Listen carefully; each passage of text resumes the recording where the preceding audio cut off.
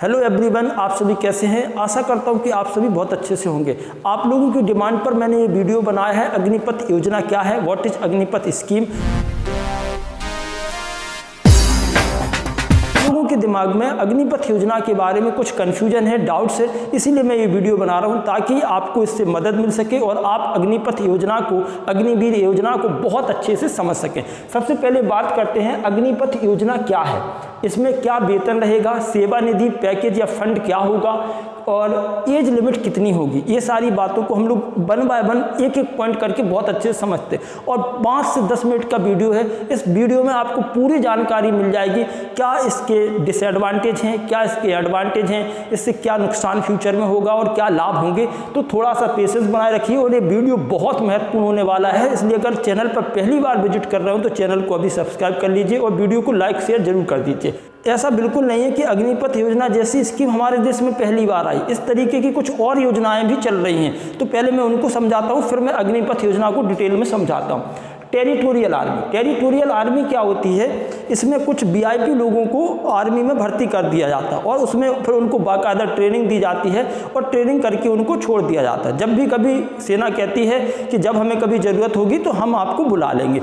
इसी योजना के अंतर्गत महेंद्र सिंह धोनी को लेफ्टिनेंट कर्नल के पद पर रखा गया और उनको फ्री कर दिया गया। जब भी सेना को ज़रूरत होगी वो उनको बुला लेगी। सबसे कमाल की बात है, इसमें कुछ ऐसे वीआईपी लोगों को बुलाया जाता है और उनको बाकायदा ट्रेनिंग दी जाती है जिससे कि सेना का मनोबल बढ़ता रहे। नेक्स्ट आता है इनवर्स इंडक्शन। इनवर्स इंडक्शन में क्या होता, जैसे सीआईएसएफ है, सीआरपीएफ है या फिर पैरामिलिट्री फोर्सेस होगा, बीएसएफ है या फिर स्टेट की जो पुलिस है, उनमें से कुछ तेज तर्रार जो जवान होते हैं उनको बुला लिया जाता और उनको पूरी ट्रेनिंग दी जाती। पूरा जो प्रोसेस होती है आर्मी की, वो प्रोसेस उनको भी पूरी करनी होती है, लेकिन इसमें उनको मात्र 5 साल के लिए बुलाया जाता है और ट्रेनिंग के बाद उनसे कह दिया जाता कि आप जहाँ से आए थे वहीं अपने वापस जाओ और हमसे पेंशन वगैरह बिल्कुल मत मांगिएगा, क्योंकि हमने आपको सिर्फ 5 साल के लिए रखा है। इस तरीके से आर्मी अपना उन तेज तर्रार लोगों से अपना काम भी करवा लेती है और उनको पेंशन भी नहीं देनी होती है। और आर्मी का मानना यह है कि भाई आप मेरे पास 5 साल के लिए आए, पेंशन तो बिल्कुल मांगना ही नहीं, क्योंकि हमने आपको और भी बेहतर कर दिया और भी डिसिप्लिन बना दिया। अब आप जब अपनी उसी फोर्स में वापस जाओगे, जैसे अगर यूपी पुलिस से है तो अगर वो बंदा वहाँ जाएगा तो उसका और भी रुतबा बढ़ेगा, इज्जत बढ़ेगी, लोग सम्मान देंगे, क्योंकि अब वो आर्मी से आया। आपने एक बात तो आप बहुत अच्छे से जानते ही हैं, जहाँ एक आर्मी वाला बंदा अपनी वर्दी पहने खड़ा हुआ है, उसके बगल में कोई भी कितना भी हैंडसम स्मार्ट व्यक्ति खड़ा हो जाए और वो हज़ारों रुपए की बहुत ही एक्सपेंसिव कॉस्टली ड्रेस पहने हुए हो, लेकिन उस वर्दी के सामने वो हज़ारों लाखों रुपए की ड्रेस फीकी पड़ जाती है। ये वर्दी का जलवा ही कुछ और है। तो इस तरीके से इनवर्स इंडक्शन के अंतर्गत हमारी सेना में भी कुछ लोग 5 साल के लिए आते हैं और वो अपनी सेवा दे करके जिस डिपार्टमेंट से आते हैं वहीं वापस चले जाते हैं और उनको भी पेंशन गवर्नमेंट को नहीं देनी होती, आर्मी को नहीं देनी होती, क्योंकि उन्होंने सिर्फ 5 साल के लिए रखा। नेक्स्ट है मैंडेटरी सर्विस। हमारे देश इंडिया में ये लागू नहीं है, क्योंकि एक जवान पर बहुत सारा पैसा खर्च होता है और हमारे देश के पास इतना पैसा, इतना फंड नहीं है ताकि हम उस पर खर्च कर सकें। इन्हें इजराइल में कंपलसरी है, जहां पर हर व्यक्ति को लगभग 2.5 साल सेना में सेवा देना ही पड़ता है। ये मैंडेटरी सर्विस है।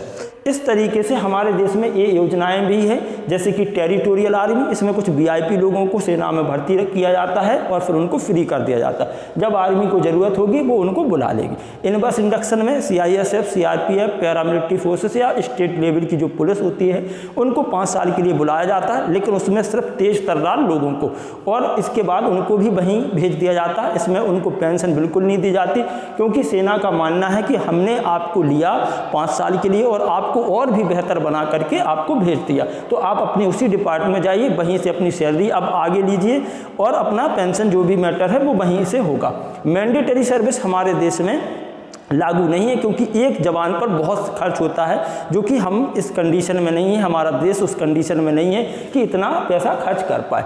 अब बात कर लेते हैं अग्निपथ योजना। अग्निपथ स्कीम क्या है। ये जो अग्निपथ योजना है एक टूर ऑफ ड्यूटी के अंतर्गत आती है। टूर ऑफ ड्यूटी क्या है इसको मैं भी समझाता हूँ। इसके कुछ प्रमुख बिंदु पर बात करते हैं। तो टूर ऑफ ड्यूटी क्या होता है, कुछ समय के लिए सेना में भर्ती किया जाएगा, यानी कि इस टूर ऑफ ड्यूटी के अंतर्गत क्या होता है कि किसी बंदे को सेना में एक लिमिटेड समय के लिए भर्ती किया जाएगा। आगे लिखा जिन्हें अग्निवीर कहा जाएगा। अब इस टूर ऑफ ड्यूटी में क्या होगा कि कुछ समय के लिए सेना में भर्ती कर लिया जाएगा और जो सेना में भर्ती जो लोग होंगे, जो सैनिक होंगे, उनको क्या कहा जाएगा, अग्निवीर कहा जाएगा। ये क्वेश्चन आप जरूर कर लीजिए क्योंकि आपके कॉम्पिटिटिव एग्जामिनेशन में पूछा जा सकता है कि जो अग्निपथ योजना के अंतर्गत जो सैनिक भर्ती होंगे उनको क्या कहा जाएगा, उनको अग्निवीर कहा जाएगा। तो टूर ऑफ ड्यूटी समझ में आ गया, इसमें कुछ लिमिटेड समय के लिए सेना में भर्ती किया जाता है। नेक्स्ट पॉइंट है, इसके अंतर्गत गवर्नमेंट कितने साल के लिए भर्ती करेगी, मात्र 4 साल के लिए सेना में भर्ती होगा। यानी कि कोई व्यक्ति जो है जो सेना में जाना चाहता है, सेना में इंटरेस्ट रखता है, उसको मात्र इस योजना के अंतर्गत 4 साल के लिए सेना में भर्ती किया जाए और यही मुद्दा जो है विवाद का मामला बन गया है। बाकी कोई दिक्कत नहीं है, आगे समझते हैं। दूसरा बड़ा मुद्दा ये भी है कि जब कोई बंदा सेना में 4 साल सर्विस कर लेगा तो फिर आगे क्या होगा। तो आगे क्या है, 4 साल के अंत में लगभग 75% जो सैनिक हैं उनको सेवा से मुक्त कर दिया जाएगा और 25% जो सैनिक हैं उनको सेना में आगे उनके परफॉर्मेंस के आधार पर, उनका रिकॉर्ड के आधार पर सेना में रख लिया जाएगा, लेकिन उनकी संख्या मात्र 25% है। अभी ये ऐसा है, आगे गवर्नमेंट बढ़ा भी सकती है। अब बात आती है 4 साल नौकरी करने के बाद सेवा निधि जो फंड है वो कितना मिलेगा। वो 11.71 लाख यानी कि 11.71 लाख रुपए का सेवा निधि फंड पैकेज गवर्नमेंट आपको देगी, जो कि टैक्स फ्री होगा, इस पर कोई टैक्स वगैरह नहीं लगेगा। योजना के तहत इस साल 46,000 अग्निवीरों की भर्ती होगी। तो इस साल जो है इस योजना के अंतर्गत 46,000 अग्निवीरों की भर्ती की जाएगी। और जो एज लिमिट है, एज लिमिट आप ध्यान से देख लें, 17.5 से 21, आप यानी कि 17.5 साल से 21 वर्ष तक इसमें एज लिमिट रहेगी। तो जो बंदे जिनको तैयारी करनी है, जिनको सेना में जाना है, वो अपनी मेहनत शुरू करें और इतनी टाइम के अंतर्गत, इतनी एज के अंतर्गत आपको सेना में भर्ती होना है, तभी आपको मौका मिलेगा, अदरवाइज आपको फिर मौका नहीं मिलेगा। क्या होगा ये आगे गवर्नमेंट और क्लियर कर देगी, अभी ये है। और जो शैक्षिक योग्यता है वो सेम रहेगी जैसे अन्य जवानों की पहले भर्तियां होती थी, सेम उसी प्रणाली के अंतर्गत, उसी सिस्टम के अंतर्गत पूरा फिजिकल होगा, सारी चीज़ें होंगी, एग्जाम होगा, उसी के तहत आप लोगों का भी सिलेक्शन होगा, इसमें कोई चेंजेस नहीं होगा। इसके बाद 48 लाख रुपए का जीवन बीमा कवर भी दिया जाएगा। सबसे बड़ा मुद्दा क्या है कि पेंशन नहीं मिलेगी, नो पेंशन, क्योंकि 4 साल के बाद कोई पेंशन गवर्नमेंट नहीं देती किसी भी सर्विस में, क्योंकि पेंशन के लिए जो मिनिमम सर्विस होनी चाहिए वो 17 ईयर होनी चाहिए। अगर बंदे ने 17 साल कम से कम सर्विस की है तभी उसका पेंशन बनता है। तो 4 साल में तो पेंशन का कोई मामला आएगा नहीं। अब बात करते हैं अग्निवीरों को वेतन कितना मिलेगा। तो सबसे पहले फर्स्ट ईयर, पहली साल, दूसरी साल, तीसरी साल और चौथी साल। पहली साल में ये लिखा महीनेवार वेतन, पहली साल में अग्निवीरों को 30,000 रुपये मासिक वेतन मिलेगा और दूसरी साल में 33,000 मिलेगा, फिर तीसरी साल में 36,000 और चौथी साल में हो जाएगा ये 40,000। तो ये तो होगा महीनेवार वेतन, लेकिन मिलेगा कितना कैश इन हैंड। यहाँ पर पहली साल में इन लोगों का वेतन जो होगा वो 30,000 होगा, लेकिन मिलेगा कितना, ओनली 21,000। और यहाँ पर दूसरी साल में ये वेतन बढ़ करके 3,000 रुपये से में बढ़ जाएगा, 33,000 हो जाएगा, मिलेगा कितना अब 23,100 रुपये। और तीसरी साल में ये फिर से 3,000 बढ़ जाएगा, 36,000 हो जाएगा और मिलेगा कितना, अब कैश इन हैंड होगा 25,580 रुपये। और चौथी साल में वेतन होगा 40,000, मिलेगा कितना, 28,000 रुपये। ये तो होगा अग्निवीरों को मिलने वाला वेतन। इसके 4 साल बाद अग्निवीरों को क्या मिलेगा, 11.71 लाख रुपए का सेवा निधि पैकेज मिलेगा। ये होगा सेवा निधि पैकेज, जो कि टैक्स बिल्कुल फ्री रहेगा।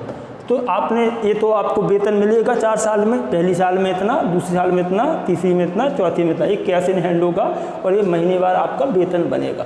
और इसके बाद 4 साल की सर्विस के बाद आपको 11.71 लाख का मिल गया सेवा निधि पैकेज। इसके साथ साथ गवर्नमेंट आपको आरक्षण देगी ताकि आप 4 साल के बाद अगर किसी और डिपार्टमेंट में सेवा करना चाहें, जॉब करना चाहें, तो आपको आरक्षण मिलेगा। क्यों? क्योंकि आपने आर्मी में 4 साल सर्विस की है और आप वेल डिसिप्लिन हैं और आराम से आप वहाँ भी एग्ज़ाम दे करके पूरी जो प्रक्रिया होगी उसको फॉलो करके जॉब पा सकते हैं। इसलिए आप लोगों को मेरे हिसाब से दुखी होने की कोई ज़रूरत नहीं है। गवर्नमेंट ज़रूरत के हिसाब से आपका जो अभी 25% गवर्नमेंट रख रही है आगे बढ़ा भी सकती है। आप लोग अपना लग जाइए, जुट जाइए और सेना में भर्ती का जो आपका सपना है, जो आपका ड्रीम है, जो आपके अंदर जज्बा है सेवा करने का, आप उसको साकार कीजिए, देश की सेवा कीजिए। और आप कम से कम आप इसके बाद भी, जैसे कुछ लोग एंटरप्रेन्योर बनना चाहते, कुछ खुद का बिजनेस करना चाहते, तो 4 साल आपने सेवा की, आपको सैलरी भी मिली, गवर्नमेंट ने आपको 11.71 लाख रुपये पैकेज दे दिया। आप चाहें तो अपना छोटा मोटा खुद का बिजनेस भी शुरू कर सकते हैं और आपने सेना में सेवा करने का मौका जो आपको मिला, इसकी वजह से लोग आपको हमेशा सम्मान भी देते रहेंगे और आपकी लाइफ बहुत ही डिसिप्लिन होगी, अनुशासन आप में कूट कूट के भरा होगा। तो आपको मौके तो मिलने ही मिलने हैं और आप जो भी काम करेंगे वो काम भी मेरे हिसाब से मैं मानता हूं कि आर्मी वालों का डिसिप्लिन जो है वो बहुत अच्छा होता है। इसलिए आप लोगों के किसी भी बिजनेस में, काम में सक्सेस होने के चांसेस बहुत ज़्यादा हैं। अब बात आती है कि इसका निगेटिव इफ़ेक्ट क्या पड़ सकता है। मैं अपने हिसाब से बता रहा हूँ, बाकी गवर्नमेंट ने जो योजना बनाई है वो सोच समझ के ही बनाई होगी और अच्छी ही बनाई है। तो मेरे हिसाब से क्या होगा कि इसमें ये हो सकता है कि आने वाले समय में हो सकता लोगों का सेना में जाने का कुछ इंटरेस्ट कम हो जाए, झुकाव कम हो जाए, आकर्षण कम हो जाए, क्योंकि उसके दिमाग में ये रहेगा कि मात्र 4 साल के लिए जाना है, 4 साल के बाद फिर क्या करेंगे, शायद किसी अन्य जॉब में मौका नहीं मिला या नहीं मिला, ये सब वो दिमाग में चलता रहेगा। तो वो 4 साल सेवा तो करेगा, जॉब करेगा, लेकिन उसके दिमाग में ये भी रहेगा कि 4 साल के बाद जाना है। तो ये थोड़ा सा हो सकता है कि आर्मी के प्रति अट्रैक्शन कम हो जाए। दूसरा मेरे हिसाब से क्या बनता है कि हमारे पास जो आर्मी है वो बहुत युवा आर्मी होगी और गवर्नमेंट भी शायद यही चाहती है कि हमारे पास युवा आर्मी हो जो टेक्नोलॉजी फ्रेंडली हो, जैसे टेक्नोलॉजी का अच्छा ज्ञान हो। जैसे मैं टेक्नोलॉजी के बारे में एक उदाहरण दे रहा हूँ, जो आज की जो जनरेशन है उसे मोबाइल अगर दे दिया जाए, कोई भी काम करने के लिए कह दिया जाए तो वो बहुत ईजिली कर लेता। लेकिन अगर आप अपने दादा से कहें कि आप प्ले स्टोर पर जाकर के फलाना ऐप डाउनलोड कर लीजिए या ये काम कर लीजिए, तो शायद वो नहीं कर पाएंगे, क्योंकि वो टेक्नोलॉजी के प्रति फ्रेंडली नहीं है। क्योंकि जो युवा है वो टेक्नोलॉजी के बारे में ज़्यादा फ्रेंडली होता है, ज़्यादा अच्छा नॉलेज रखता है और टेक्नोलॉजी के साथ ईजिली काम कर सकता है। और आने वाला जो समय होगा वो पक्का एक बात मान लीजिए कि आप जो वॉर होंगे वो ऐसे नहीं होंगे कि केवल सेना से लड़े जाएं, वो टेक्नोलॉजी से लड़े जाएंगे। तो अगर हमारे पास ऐसी सेना होगी जिसको टेक्नोलॉजी का अच्छा ज्ञान होगा तो वो बहुत अच्छा परफॉर्मेंस कर सकती है। ये तो हुई पॉजिटिव बात। नेगेटिव बात क्या होगी कि हमारे पास सेना तो युवा होगी लेकिन वो एक्सपीरियंस होल्डर नहीं होगी, क्योंकि 4 साल के बाद सेवा से मुक्त कर दिया जाएगा। लेकिन गवर्नमेंट इसको बैलेंस बना के रखेगी कि उनके पास एक्सपीरियंस होल्डर लोग भी रहें। इसलिए गवर्नमेंट आने वाले समय में मेरे हिसाब से ज़रूर इस 25% की लिमिट को बढ़ाएगी। हो सकता है 40 कर दे या फिर 50 कर दे, या जो भी गवर्नमेंट को ठीक लगेगा वो अपने हिसाब से सरकार करेगी, और ताकि उनके पास युवा भी सेना बनी रहे और अनुभवी भी सेना बनी रहे। क्योंकि कभी कभी युवा जोश काम नहीं आता, वहाँ पर अनुभव काम आता है। तो हमारे देश की जो सरकार है वो कोई ना कोई ज़रूर अच्छे से सॉल्यूशन निकाल लेगी। इसलिए आप लोगों को इन सब बातों के बारे में सोचने की कोई ज़रूरत नहीं है। ये सरकार की जिम्मेदारी है, सरकार ने सोच समझ के ही प्लान बनाया होगा और वो इसका सॉल्यूशन निकालेगी। आप अपने सपने को साकार करना चाहते हैं, आप आर्मी में जाना चाहते हैं, देश सेवा करने का आपके अंदर जुनून है, जज्बा है, तो आप लग जाइए, मेहनत कीजिए और अपने लक्ष्य को जरूर पाइए। Thank you so much guys. I hope आपको इस वीडियो से अग्निपथ योजना के बारे में काफ़ी कुछ समझ में आ गया होगा। अब आपकी बारी है कि अगर आप चाहते कि इस तरीके के मैं वीडियो आपके लिए और बनाता रहूं जिससे आपको कुछ मदद मिल सके, चैनल को सब्सक्राइब कर लीजिए और वीडियो को लाइक शेयर जरूर कर दीजिए। Thank you so much, bye bye.